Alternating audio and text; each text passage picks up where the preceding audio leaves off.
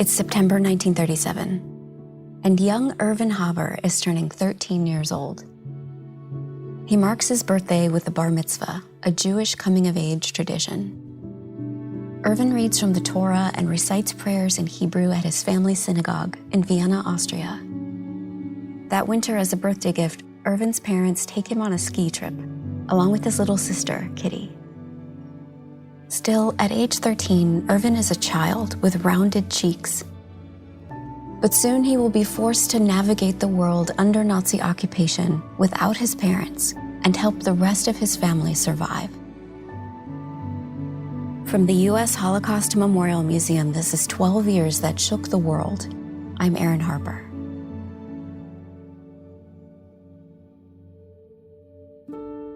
By all accounts, Erwin was a bright kid. He was intelligent, an excellent student. That's Dr. Belinda Blomberg, a researcher at the museum. He picked up languages easily. He dreamt of becoming a mechanical engineer. He even created designs for airplanes on graph paper. Erwin's father, Samuel, he was a jeweler. He had a very successful jewelry business. He encouraged Erwin to develop his mechanical skills because he brought home old watches for Erwin to fix from his jewelry store. At their apartment in Vienna, in the family's day-to-day life, Erwin and his little sister Kitty roughhouse and play. Erwin looks after Kitty when the parents go out to cafes or to the opera. The kids also see their grandmother, Leontine, every day after school. She bakes them her famous apple strudel. Kitty often plays with her dolls and dances to music on the radio. But one night, Kitty has just taken a bath, and she sees her mother Nellie listening to the radio, but it's not music. It's a newscaster reporting that the leader of Austria has resigned.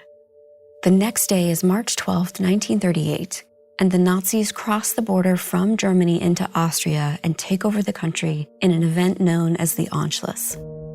Erwin and Kitty's parents know what this means for them as a Jewish family, and Nellie begins to cry.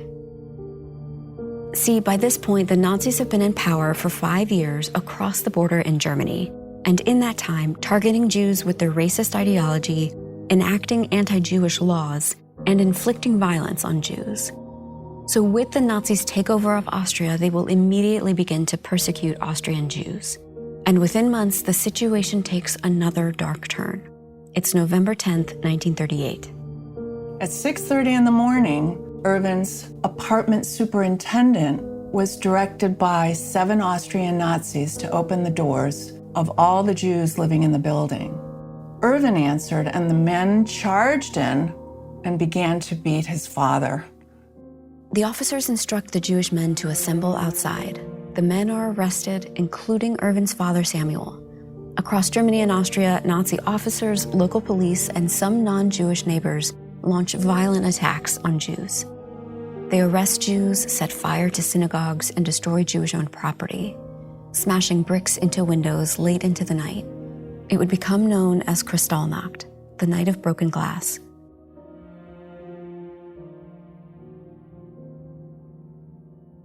A few weeks later, Samuel is released by the Nazis. He returns home and hides in the coal cellar of their apartment building. Samuel tries to get a visa to escape the country, but with so many Jews trying to flee, it becomes nearly impossible.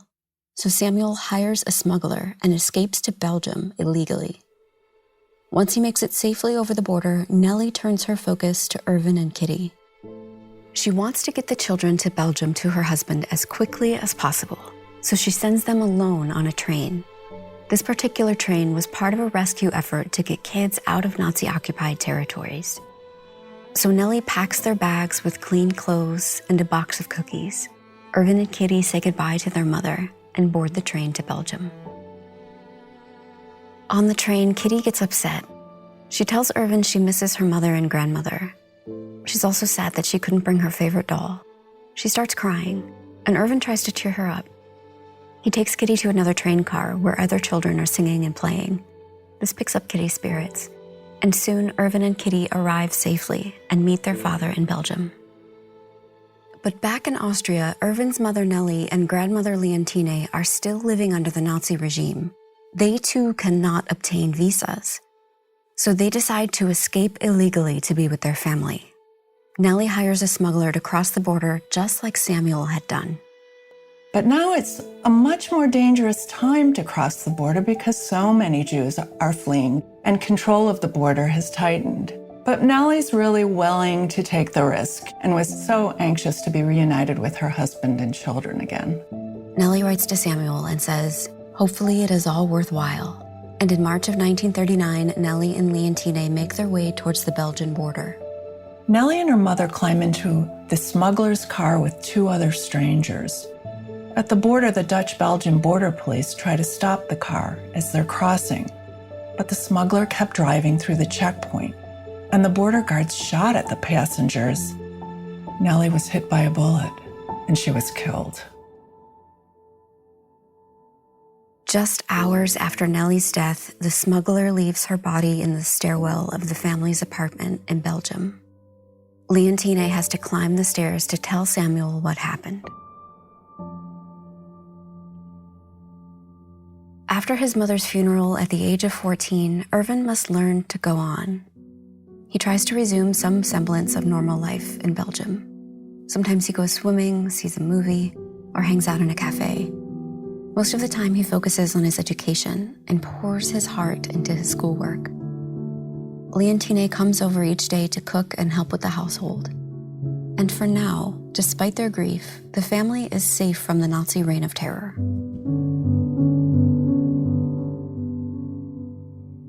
But in September of 1939, the Nazis invade Poland, starting World War II. And a few months later, once again, the Nazis invade Erwin's world. They take Belgium, as well as the Netherlands and Luxembourg. Samuel is told to report to authorities the next morning. At dawn, Erwin and Kitty say goodbye to their father, and the children think surely he will return the next day. But instead, the Nazis deport Samuel to a French internment camp with more than 1,000 other Jews.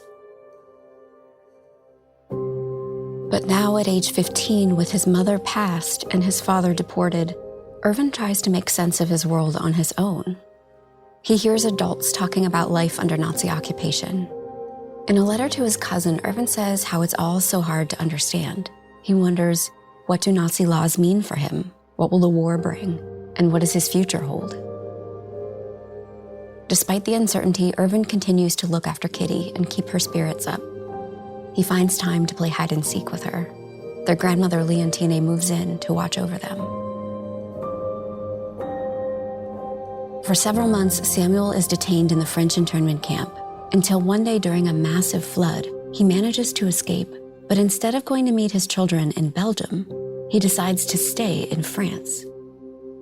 It's really not known why he doesn't want to go back to Belgium, but one can imagine that he's feared crossing the border again illegally, especially after what has happened to his wife and her being killed in the crossing. And there just may be reasons we will never know. Samuel writes letters begging Erwin and Kitty to come to France, but Leontine also doesn't want to cross the border illegally again. So Erwin makes the difficult decision to stay in Belgium and care for his sister and grandmother. He said he saw himself as the man of the house. Erwin's given the responsibility of finding new housing for the family. He has to secure secondhand furniture and seek out scarce food. The family's very poor, and he has to sell off gold pieces and jewelry from his father's store in Vienna. Erwin starts working to make money. He buys food and pays rent. He also develops a friendly relationship with their non-Jewish landlady, who they call Muke. Muke looks out for the family, and by doing so, she's taking a risk because the Nazis have made it illegal to help Jews. Muke has helped them all along by sharing her food rations and letting them listen in her apartment to the BBC radio broadcasts about the war. Jews at that time were forbidden from even having radios. And at one point, when the Gestapo come looking for Jews in their apartment building, she also does not reveal the identity of the Jewish families. But still, even with Muke's help, Erwin has taken on so much new responsibility. As a result, he has to give up his education and perhaps his dream of becoming an engineer. And over time, Erwin begins to change. He becomes more serious. Even a neighbor notices that he's quieter. Perhaps Erwin was mourning the loss of his mother or missing his father or wishing he could go back to school. But on top of that, Erwin is surrounded by war. It's early 1941. Erwin is now 16. On the radio, he hears that the Nazis are expanding across Europe. He hangs a map on the wall and puts pins where the Nazis are fighting. Again, Erwin wonders what this all means for him. Another year passes. Then on the second anniversary of his mother's death, Erwin lights a candle and says a Jewish prayer of mourning. As the war progresses, it becomes impossible for the children to get to their father in France. So in his letters, Samuel stops asking them to come. Then in the summer of 1942, Erwin receives a letter. But it's not from his father. It's an official summons that says, under Nazi orders, he must report to a nearby railway station. Then he'll be taken to some kind of work at an undisclosed location somewhere east of Belgium. He knows it'll probably be manual labor, something to benefit Germany's war effort. And he's aware that Jewish men had been conscripted for labor in detention camps after Kristallnacht. Erwin was also told that if he didn't show up, all 3 of the Jewish families in his building would be arrested, including his own. Erwin said, I am young, I can work, why should I put the whole house in danger? So Erwin packs a small bag with personal items. He brings food, clothing, a pen, and some graph paper. Objects that he does bring are really significant to his identity, especially something like graph paper, which he used to make his drawings of airplanes. Then Kitty walks with Erwin to the station, and they say goodbye. Erwin boards a train headed to a transit camp about 12 miles away. There, hundreds more Jews begin to arrive. The next morning, the Jews are loaded onto another train, which pulls away heading eastward. Erwin gets out his graph paper and pen. He starts writing letters to Kitty and Leontine. In the first letter, he writes, My dear ones, we are leaving now. Where to, I don't know yet. Till now, it wasn't too bad. Many, many kisses. Erwin. The train continues to barrel east and makes stops along the way. Again, he writes to his family. He says, I'm trying to get a few lines to you, which I hope will reach you. Then he tells them more about the train route. He asks them to look at a map because I think he thinks it's likely that many others will follow this route too, possibly even his family. Erwin writes, Stay healthy. God keep you and me and all Jews. Kisses. Erwin. Then he looks around the train at the other passengers and notices something suspicious. There are many children and elderly Jews aboard, which to Erwin doesn't add up. He wonders, why would the Nazis send the elderly and the young to work? Then the passengers start talking and estimate that the train is headed to German-occupied Poland. And although it's unclear what Erwin knew about that destination, he finds this news worrisome. He writes a third letter to Kitty and Leontine, and by now, even if Erwin is full of fear or doubt, he decides to tell them not to worry. He writes, Don't lose hope, everything will be all right.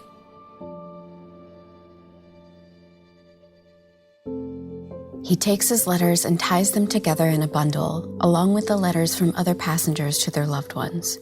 Erwin wraps a note around the bundle, where he writes to a stranger. It says, Dear Finder, I'm asking you politely to send these letters to this address. I'm a Jewish boy, and I beg you to do this favor for me. He addresses the finder directly and tells that person that he was taken from his family in Brussels. He's now being watched by guards. He's a prisoner, and he's an unfortunate. He thanks them from his heart if they would assist him and says, You are doing a good deed. not even to me, but to my grandmother and little sister who do not know where I am. Erwin writes the address of his landlady, Muke. This is something Erwin learned from his father, to address letters to a neighbor, so no one has the exact address of where Jews are living. As the train speeds east, Erwin holds the bundle of letters out the train window and lets go.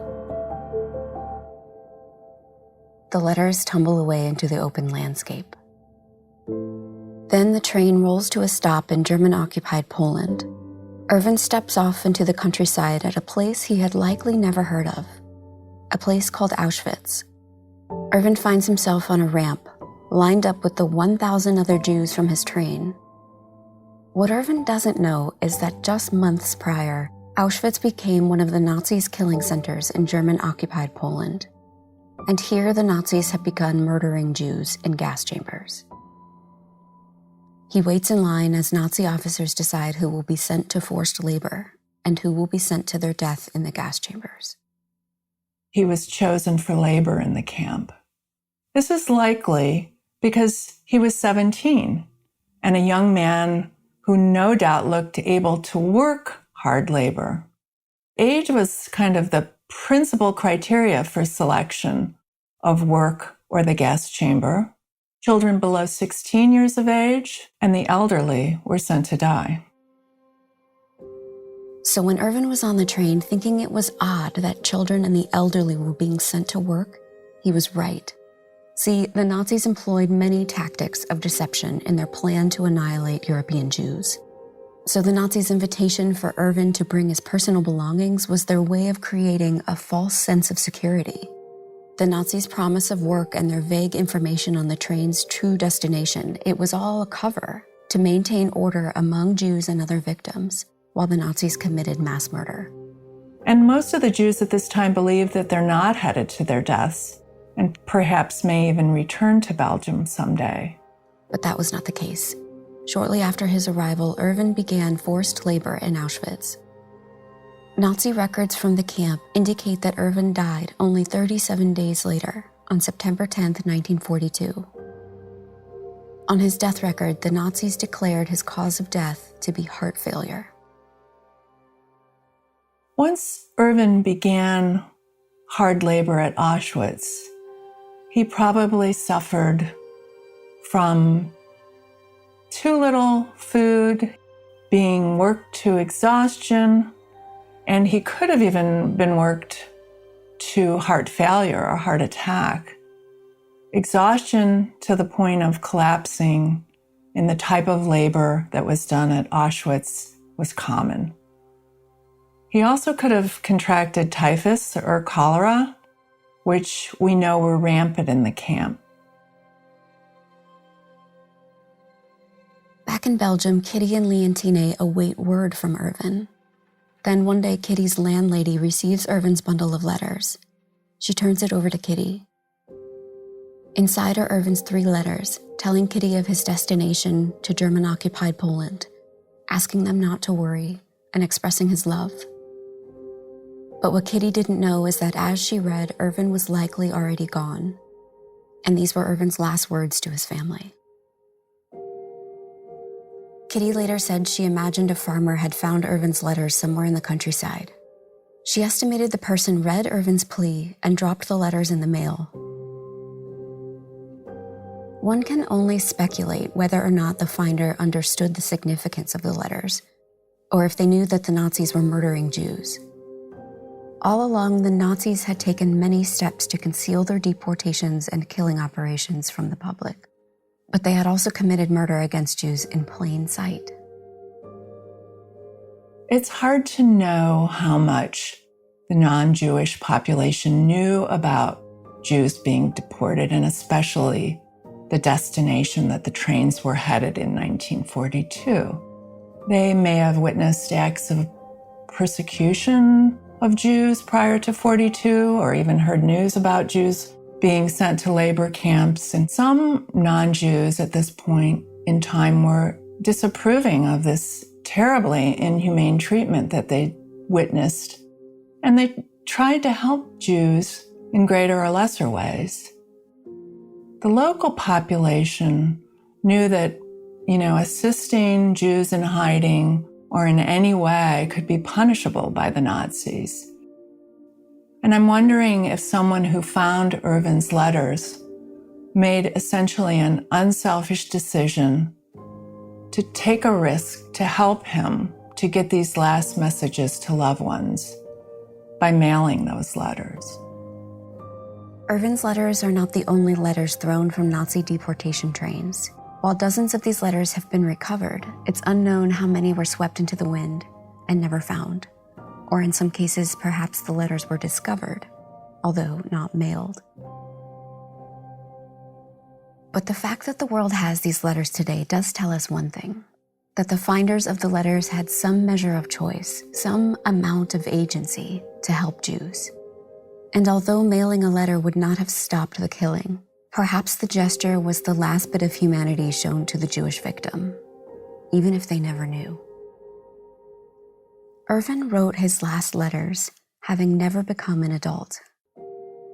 As a teenager, his personal dreams of an education, of becoming an engineer, of a life of schoolwork, reading philosophy, hanging out in cafes, and even finding romance have already been taken from him.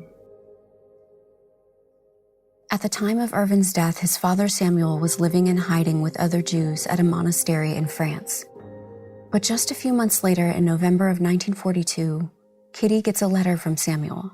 He tells Kitty that he was discovered by the Gestapo secret police, arrested, and again sent to a French internment camp. Samuel was eventually deported to a subcamp of Auschwitz, where he was killed. Now in 1942, Kitty is 13 years old, and all she has is her grandmother, Leontine. Kitty later said of that moment, "My grandmother was my everything." Kitty and Leontine remain in hiding. Kitty starts taking small jobs in secret to earn money for herself and her grandmother. She also sells jewelry that Erwin had stashed in the home from his father's jewelry store. Neighbors and members of a local resistance group continue to help Kitty and Leontine, bringing them food and warning them when they hear about Jews being rounded up in the streets.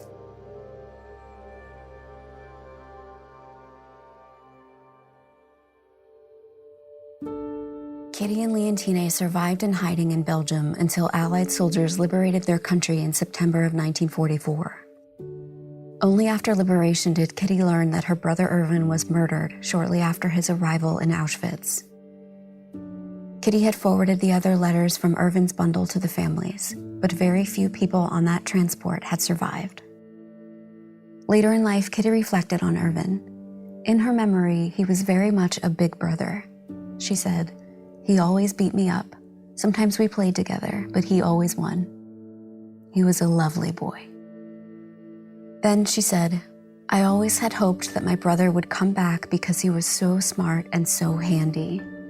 But he had no chance. They didn't give him a chance." In total, the Nazis and their collaborators murdered more than 6 million Jews across Europe. Erwin Haber was one of as many as 1.5 million Jewish children who were killed by the Nazi regime.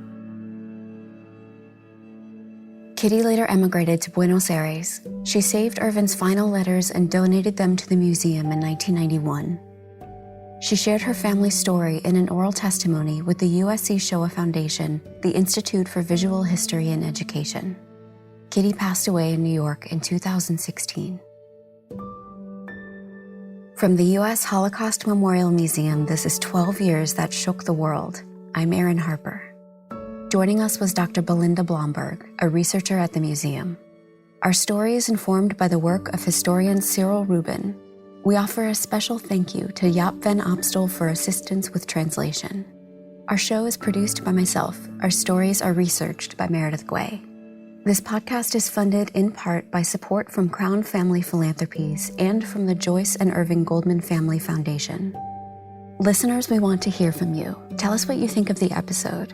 Send an email to podcast@ushmm.org or talk to us on social media. We are at Holocaust Museum. If you love our show, please follow us on your favorite podcast app and tell a friend about us. Thanks for listening.